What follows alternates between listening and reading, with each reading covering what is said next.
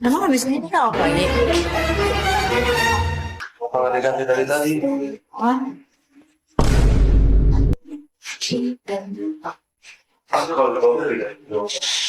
Beredar kabar bahwa Gio memilih mundur dari hubungan bersama Sarwenda. Hal tersebut lantaran banyak beredar kabar tentang kaitannya dengan kabar Gunung Kawi. Benarkah Giorgino takut seperti Ruben yang pernah merasa sakit tanpa penyebab yang jelas dan memilih mundur dari Sarwenda? Gio pun akan mungkin meninggalkan dia. Karena Gio tentu saja akan berhitung. Cinta jika ternyata harus mengorbankan sesuatu yang sudah dia bangun sebelum dia bertemu dengan Sarwenda. Dan brand yang akan tentu saja berbahaya jika ternyata dia diasosiasikan dengan Sarwenda dengan momen saat ini. Maka hal-hal yang terjadi ke depannya adalah sesuatu yang nggak bisa Gio perhitungkan. Dan jika itu terjadi, maka lengkaplah sudah. Ini seakan-akan apa yang dibangun, ini akan hilang begitu saja. Ada update terbaru nih tadi. Halo teman-teman, selamat datang kembali di Surapentol, channel yang membahas dan mereaksi berbagai video viral, berita hangat hingga drama yang sedang ramai diperbincangkan di media sosial. Di video kali ini kita akan membahas pesulap merah yang kembali menjadi sorotan publik setelah ramai beredar kabar bahwa istrinya dikabarkan menjadi sasaran kiriman santet usai pembahasan mengenai Gunung Kawi. Di sisi lain, perdebatan soal Gunung Kawi sendiri juga semakin memanas karena muncul berbagai tanggapan, klarifikasi, hingga saling respons dari berbagai pihak. Lalu, apa sebenarnya yang terjadi? Benarkah semua kabar yang beredar itu sesuai dengan fakta, atau justru ada informasi yang dipelintir sehingga memunculkan opini liar di tengah masyarakat? Yang menarik, kini mulai bermunculan perkembangan terbaru yang membuat perdebatan ini semakin panjang dan memancing perhatian publik. Tonton videonya hingga usai, karena saya akan memberikan komentar cukup panjang di bagian akhir video. Yuk kita tonton videonya. Saya lihat dari akunnya si ini, Mata Digital. Entah ini benar atau salah, kalian mungkin bisa memvalidasi netizen. Mengejutkan, Giorgio mendadak mundur, tak ingin lagi meneruskan bersama dengan SW. Kenapa ini? Beneran mundur? Takut dijadikan itu berikutnya? Atau sudah merasa puas atau bagaimana? Tunggu dulu, bukannya ini project dari filmnya si 2000 juta perusahaan miniatur Lego di Kota Sariawan? Kota Sariawan lagi. Kota Saranjana. Mana ini? Bukannya kemarin kayaknya udah preskon, udah udah promo gila-gilaan ya, pakai mukanya CEO di mana-mana gitu kan, kayak ini viralnya gitu. Piye toh, ini dari akun resmi yang produksi series atau film apalah ini. Gimana? Coba. Nggak ada. Benarkah G. Comokondo kabur ketakutan karena dia sadar akan dijadikan tumbal pesugihan? Nah, saya akan jawab pertanyaan ini menggunakan ilmu Niteni Sri. Comokondo itu mendadak hilang hingga kini. Media sosialnya sepi, tidak ada klarifikasi, tidak ada kabar sama sekali. Publik bertanya, kemana dia sebenarnya? Nah, dalam Niteni Sri, saya ngelihat ada pola lebih dalam ya. G ini nggak sedang menghilang ya. Dia sedang menyelamatkan diri. Nah, pertanyaannya, benarkah G. Comokondo, pacar dari artis S ini, kabur ketakutan karena dia sadar bahwa dia akan dijadikan tumbal pesugihan berikutnya? Nah, saya akan coba kupas 5 fakta ya, berdasarkan ilmu Niteni Sri yang bikin kalian merinding. Oke, sekarang kita ungkap fakta yang pertama. Angka jiwa dari G ini adalah 3 ya. Dia lahir tanggal 21 Desember, hari Selasa ya. Ini Neptunya 12. 1 tambah 2 sama dengan 3. Angka 3 adalah Tribuana. Dia memang hebat dalam komunikasi, penampilan, dan daya tarik. Tapi angka 3 juga adalah angka panggung ya. Orang dengan angka 3 itu suka tampil, tapi sering tidak sadar bahwa panggungnya bisa menjadi perangkap. Dalam serat Centini itu disebutkan, wong kang neptu 12 bisa nggawe wong percaya nanging kudu eling marang kenyataan. Orang dengan neptu 12 bisa membuat orang percaya, tapi harus ingat pada kenyataan. Dan kenyataan untuk G ini, sekarang energinya sedang habis. Angka 3 yang terlalu dipaksakan tanpa fondasi 8, yaitu kekayaan, dan 4, kestabilan akan runtuh dengan sendirinya. Fakta kedua, hilangnya G ini tanda sirna raga dalam Niteni Serat Diri. Nah, dalam serat kala tidak, ada istilah sirna raga, hilangnya bentuk sebelum hilangnya wujud sejati. Ini bukan sekedar fisik ya, ini adalah proses alam di mana energi yang tidak seimbang mulai menarik dirinya sendiri dari publik. Nah, G, cowok Mokondo ini sedang tidak bersembunyi ya, tapi sedang ditarik oleh energi yang dia sendiri bantu bangun. Nah, ketika seorang jadi bagian dari transaksi energi yang tidak sehat, entah sebagai pelaku, saksi, atau pihak yang memanfaatkan, maka alam semesta akan menariknya ke dalam keheningan untuk memisahkan dari sumber yang sudah terkontaminasi. Fakta ketiga, numerik Gunung Kawi ini adalah pintu tumbal yang terbuka. Artis S ke Gunung Kawi pada tahun 2021-2022. Dalam numerik 2021 2021 sama dengan 5, 2022 sama dengan 6. Angka 5 adalah angka ujian, angka 6 adalah angka keseimbangan. Ketika artis S pergi ke Gunung Kawi, energi ujian 5 dan keseimbangan itu sedang bertemu. Ini adalah periode di mana permintaan besar bisa dikabulkan, tapi dengan konsekuensi besar. Dan G, yang masuk ke dalam pusaran energi dan juga kehidupan artis S setelah periode itu, menjadi bagian dari konsekuensi ini. Fakta 4, kabur bukan takut ya, tapi sadar. Dalam Niteni Serat Diri, kabur bukan selalu tanda takut. Kadang kabur adalah tanda kesadaran. Singwur Wadini bakal milih lunga tinimbang nandang, yang tahu bahayanya akan memilih pergi daripada menanggung. Dan G ini mungkin ya mulai merasakan gejala energi kelelahan tanpa sebab, mimpi buruk, atau firasat bahwa ada sesuatu yang salah.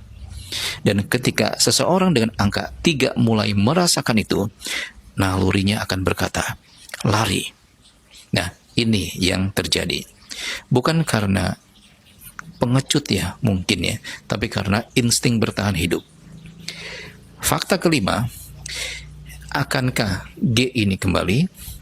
Nah, saya coba analisa ya berdasarkan energinya. Ini bulan Juli, ini memasuki uku dukut ya, energi pembongkaran rahasia. Planet Mars di posisi kritika, energi konfrontasi. Neptunya G ini adalah 12, bertemu dengan energi Juli 7. Jadi totalnya adalah 19. 1 tambah 9 sama dengan 10. 10 sama dengan 1. Angka 1 adalah awal baru. Jika G benar-benar ingin menghindari tumbal pesugihan ini, dia harus memutus hubungan energi dengan artis S ini. Dan sekaligus keluarganya secara total, termasuk itu kompor meleduk. Anda tahu ya, siapa kompor meleduk itu?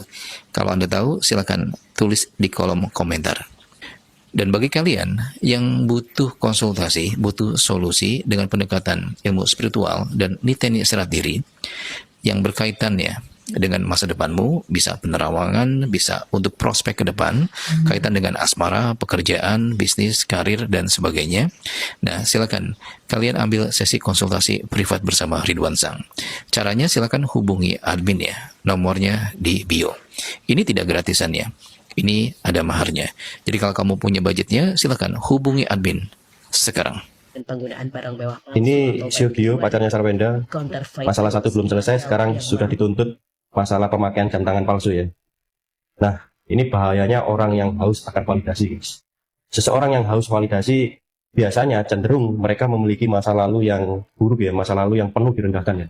Jadi secara psikologis, orang yang haus akan validasi itu masa lalunya memiliki masa lalu yang direndahkan, penuh kritik, dibanding-bandingkan oleh orang lain ya, dan dianggap tidak berharga ya. Sehingga ketika dia dewasa, dia akan berusaha untuk pembuktian diri. Dia ingin diakui sehingga tindakannya selalu pamer, ingin sukses cepat, namun melakukan tindakan yang salah. Nah, hal ini terjadi kenapa? Karena dia belum bisa menerima akan masa lalunya ya, belum bisa memaafkan dirinya sendiri. laki-laki itu sebenarnya cenderung malas untuk memposting isi kepala, pencapaian. Namun ketika mereka memposting pencapaian, isi kepala ya, berarti memang ada hinaan yang harus dia bayar, guys. Nah, orang yang belum bisa memaafkan dirinya sendiri, itu cenderung akan selalu mencari pembuktian ya, ingin membuktikan kepada dunia. Namun orang yang sudah memaafkan dirinya sendiri, itu cenderung lebih santai, lebih kalem, dan dia akan berfokus pada dirinya sendiri ya, dan untuk kemajuan dirinya sendiri. Gimana menurut kalian? Silakan isi kolom komentar. Gibah time.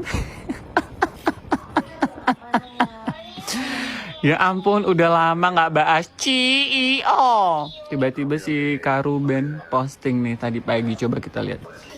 Aduh, aku telepon. Apa sayang? Boleh sayang. Thank you.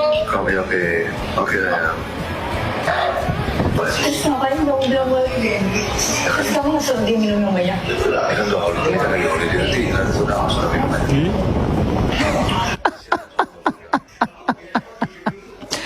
Apa sih lu, CEO? Berasa bapaknya bener loh. Boleh. Ini lagi si Sarkawi ini. Kami bilang ini.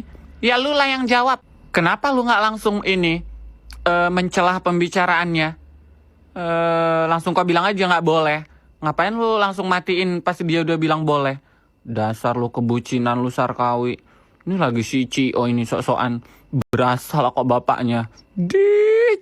Oke teman-teman, setelah kita menyaksikan videonya sampai selesai, sekarang izinkan saya menyampaikan pendapat pribadi saya. Ini murni opini saya sebagai seorang konten kreator yang ikut mengamati berbagai dinamika yang sedang ramai diperbincangkan. Jadi kalian boleh setuju, boleh juga tidak setuju. Menurut saya, persoalan seperti ini seringkali menjadi jauh lebih besar bukan hanya karena isi pembahasannya, tetapi karena cara masyarakat menerima informasi. Begitu ada satu potongan video yang viral, kemudian dipadukan dengan potongan video lain, akhirnya lahirlah berbagai asumsi yang terus berkembang. Akibatnya, orang-orang yang sebenarnya belum tentu mengetahui keseluruhan cerita ikut memberikan kesimpulan masing-masing. Saya melihat isu mengenai Gunung Kawi ini sudah berkembang kemana-mana. Awalnya membahas sebuah lokasi yang selama ini dikenal masyarakat memiliki banyak cerita dan mitos. Kemudian muncul pembahasan mengenai ritual, pesugihan, pengalaman pribadi, klarifikasi, hingga akhirnya melebar menjadi perdebatan antar konten kreator. Ketika sudah masuk ke tahap seperti ini, seringkali substansi awalnya justru hilang, sedangkan yang tersisa adalah perdebatan yang semakin panas. Yang menurut saya perlu diapresiasi adalah ketika ada pihak yang berusaha memberikan klarifikasi atau sudut pandang lain. Dalam ruang publik, klarifikasi merupakan sesuatu yang wajar. Namun, klarifikasi pun tidak selalu langsung diterima oleh semua orang. Ada yang menganggapnya cukup, ada pula yang merasa terlambat. Hal seperti itu memang sudah menjadi konsekuensi ketika sebuah isu telanjur viral. Saya juga memahami kenapa banyak netizen menjadi penasaran. Algoritma media sosial memang bekerja dengan cara seperti itu. Semakin ramai suatu topik dibahas, semakin banyak pula orang yang ikut membuat konten tentang topik tersebut. Lama-kelamaan publik menerima informasi dari puluhan bahkan ratusan sumber yang belum tentu semuanya menyampaikan konteks secara utuh. Kalau saya pribadi, saya selalu berusaha membedakan antara opini, dugaan, pengalaman pribadi, dan fakta yang benar-benar dapat dibuktikan. Menurut saya, 4 hal ini jangan dicampur. Ketika semuanya dicampur menjadi satu, akhirnya publik menjadi bingung mana informasi yang memang sudah terverifikasi dan mana yang masih berupa dugaan atau keyakinan pribadi seseorang. Dalam kasus seperti ini, menurut saya kita juga perlu menghormati adanya perbedaan keyakinan dan pandangan. Ada orang yang percaya terhadap hal-hal mistis, ada juga yang memilih melihat semuanya dari sudut pandang logika. Selama tidak saling memaksakan dan tidak menyerang secara pribadi, menurut saya perbedaan itu merupakan hal yang wajar. Yang justru saya khawatirkan adalah ketika sebuah isu berkembang menjadi tuduhan yang diarahkan kepada individu tertentu tanpa bukti yang benar-benar kuat. Dampaknya bisa sangat besar, bukan hanya terhadap orang yang sedang dibicarakan, tetapi juga terhadap keluarganya. Sekali sebuah narasi menyebar luas di internet, sangat sulit untuk menariknya kembali meskipun nantinya muncul penjelasan atau klarifikasi. Saya juga melihat fenomena ini menjadi pelajaran bagi semua konten kreator. Kita memang ingin membuat konten yang menarik dan mengundang rasa penasaran. Akan tetapi, menurut saya, kita juga punya tanggung jawab untuk membedakan mana informasi yang sudah jelas sumbernya dan mana yang masih berupa spekulasi. Dengan begitu, penonton mendapatkan informasi yang lebih utuh dan tidak hanya terpancing oleh judul atau potongan video. Terlepas dari pro dan kontra yang terjadi, saya berharap semua pihak yang terlibat bisa menyampaikan pendapatnya dengan cara yang baik dan tetap membuka ruang dialog. Perbedaan pendapat tidak harus selalu berakhir dengan saling menyerang. Justru diskusi yang sehat akan membuat masyarakat mendapatkan gambaran yang lebih lengkap. Saya juga mengajak teman-teman semua untuk tidak mudah menyimpulkan hanya dari satu video.